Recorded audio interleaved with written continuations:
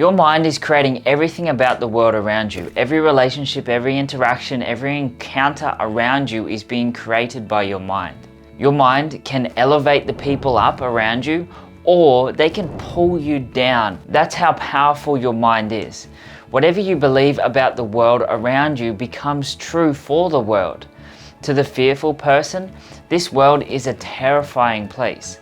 To the angry person, this world is a chaos of frustration.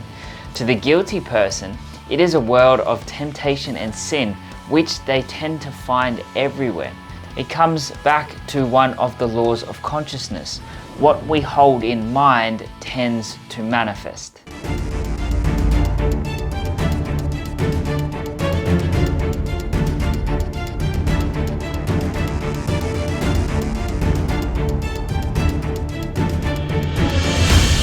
I want to tell you a quick story. I had a past client who came to me with quite bad anger issues. His kids and his wife wouldn't know what mood he'd be in when he came home from work, so they had to kind of walk on eggshells. And on top of this, he would sit outside in his shed, drink half a dozen beers each night, and then not really spend too much time with his wife or his children. In our first working session, we worked through and dissolved the root cause of his anger, his sadness, and his fear in just 1 2-hour session. Now, the following days, his anger became non-existent. He actually wanted to hang out with his kids more and be a better father and husband. He had no urge to drink either. And so he essentially healed his anger issues and the drinking issues in just 2 hours. He even said one afternoon that when he got home, his son ran up to him and gave him a big hug and said, "I love you, Dad," which his son had never done that before. It was such an awesome feeling that he said. Now, this is all in just one session. Now, what's going on in a session like that is by doing these types of processes, we are going into your unconscious and making you believe something different and something new about yourself and about the world around you. We are shifting your perspective and the way that you interpret your environment. What you believe about the world often becomes true, and that often is what becomes true for the world around you. One of the most effective tools for handling the past is the creation of a different context. What this means is that you are giving it a different meaning. One of the fastest ways to shift these beliefs is through hypnosis. What I want you to understand is that all hypnosis is self-hypnosis. You can never be hypnotized by someone unless you allow yourself to be hypnotized. Now, when they do stage shows, they pick only the most suggestible people and they make sure that they agree that they will do it first. Otherwise, they wouldn't be able to do the show very well and everyone just wouldn't respond to them.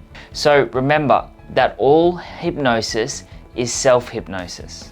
So what we're going to do here is I'm going to teach you how you can hypnotize yourself. You'll learn a protocol in this video that will help you craft new identities for yourself in relation to health or wellness, maybe experiencing life with ease or anything else that you wish. And then you're going to learn how to implant those identities into your mind. And this process is so fast, so quick, and so easy. I'm going to show you essentially how you can master your mind. Now, the first thing to understand is that the universe acts as a mirror. It reflects back to you what you are. The miracle of this is that you can shift your identity and the world will obey to that shift. The universe will not give you what you want, but it will reflect back to you who you are. This means that what you believe to be true about yourself will be reflected back to you by the universe. Now, we'll put this to the side for a second, and I want to go into how we actually grow. And then we'll come back to this and you'll see how it connects a little bit later on. So we grow in terms of transformation as we transcend through the values levels and through spiral dynamics by shifting our models of reality. So our models are what we believe about the world. Someone who believes that the world is painful and tough will experience a world that is painful and tough. If you believe in a world of abundance, you will experience abundance. If you think of your mind as a computer, computers have hardware and they have software. Your models of reality are like your hardware, and your systems are like your software. And so what these systems are is the ones that you have for living. It's your diet, it's what you eat, it's maybe your sleep ritual, it's a job or a career, it's the relationship with alcohol that you have, it's how you relate to others, it's what you learn culturally in terms of raising your child, it's about the exercise routines that you do, it's your procedures for kickstarting your day when you have to get in and get to work. These are all systems that you learn, and many people focus on the systems. So we go to the gym, we take on biohacking routines, we talk openly and focus on growing our career. All of these are systems. And these systems, however, are the software, and so many people forget to look at the hardware.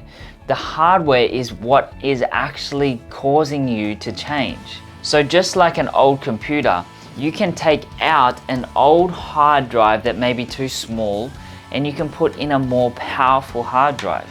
You can remove beliefs that don't serve you and put in healthier ones exactly like you would do with the hard drive. And staying on the analogy of the computer, we are seeking to continually upgrade your computer and go from like a real old school early Mac to a modern PC. But to do this, it's not just about the software.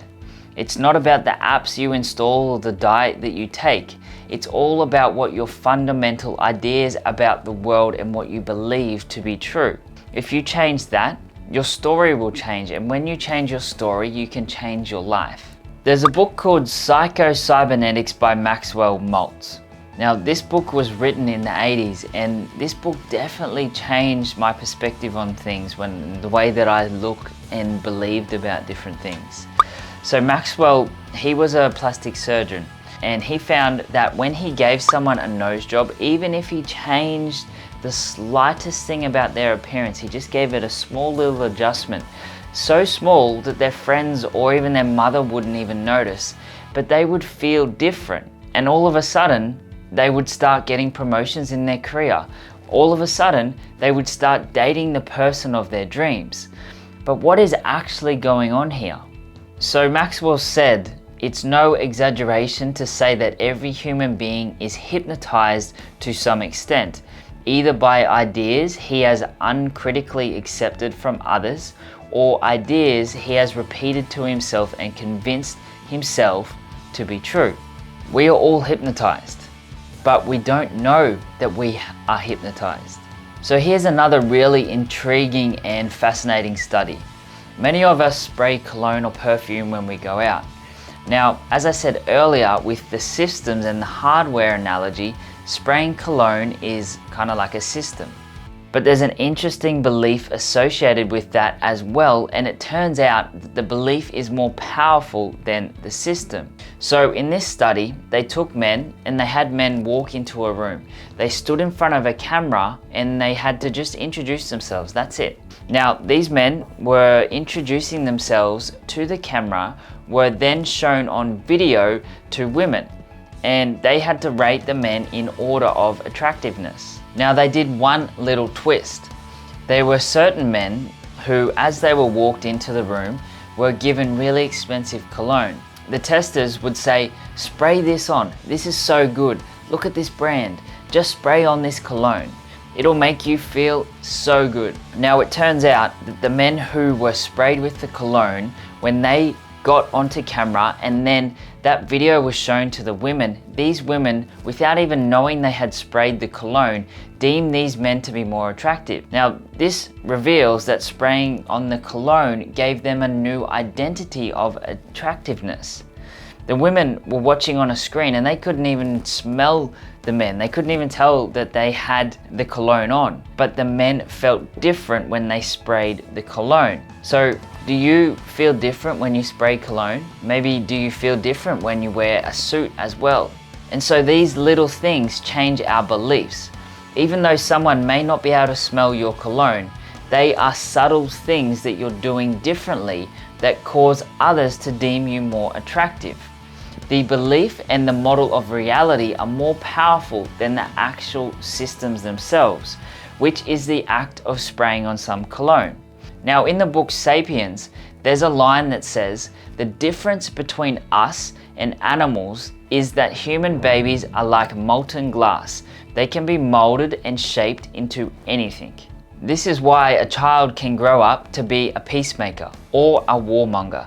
A Buddhist or a Christian or a Muslim can be rich or poor, a drinker or a non-drinker, overweight or fit and healthy. We shape our little baby humans with the beliefs from the time that they are young.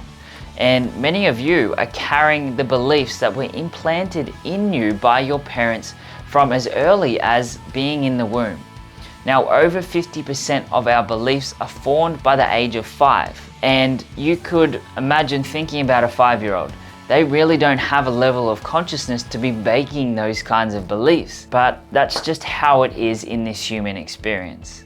So here's another crazy study. The researchers were wondering, why is it that so many hotel maids in the United States are clinically obese and have really bad health? Even though if you look at their jobs, they're running up and down the stairs, they're flipping over mattresses, they're vacuuming, they're taking 10,000 steps a day. So they created this fake research project and they interviewed all of these maids. As far as the maid thought, these researchers wanted to measure their health and well-being for insurance purposes. But at the end of asking these maids questions, the researcher said, "Wow, did you know that based on what you're telling me, you're walking 10,000 steps a day? And doctors say that this is really good. You must feel so good and healthy. You are doing such great things for your body." And that's it. That's all they said. Now, 1 month later, they go back and check these maids again for their health biomarkers. Now, all of the maids who were given that statement, that short little statement, were certainly healthier. You see, these maids, in their mind, never saw walking upstairs or making a bed as exercise.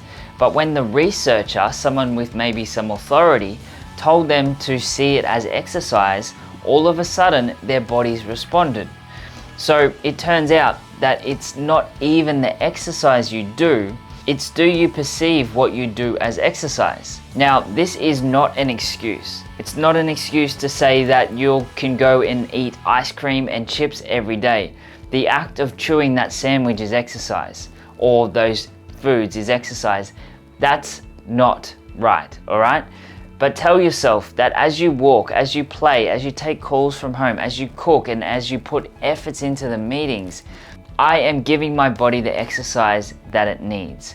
Now, doing this, your body will respond. Now, it turns out that it doesn't just affect you.